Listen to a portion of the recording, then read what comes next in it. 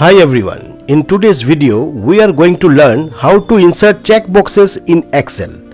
Checkbox is a great way to allow user to select options in a spreadsheet. So let's check how we'll do this. So for that, first you have to open the spreadsheet that you want to insert the checkbox into.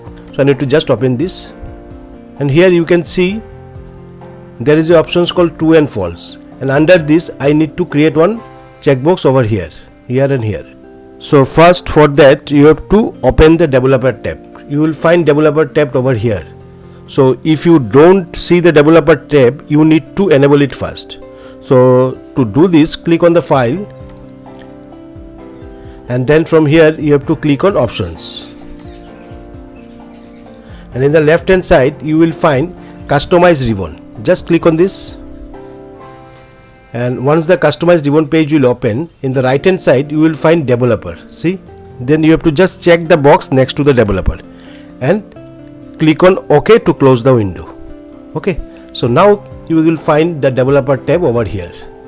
So now what you will do, you have to just click on developer tab.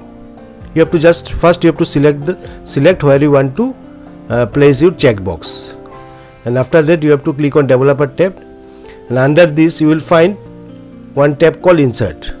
Now you have to click over here, and here you have to find checkbox form control. See, you just need to click over here, and then you have to just select a box like this, and you will find one box will create. Right click over here, and now you have to just click on delete. Whatever the text will delete, and if you want to move this, select the handles and you can place wherever you want. You have to just drag the handle down to place it in all the cells.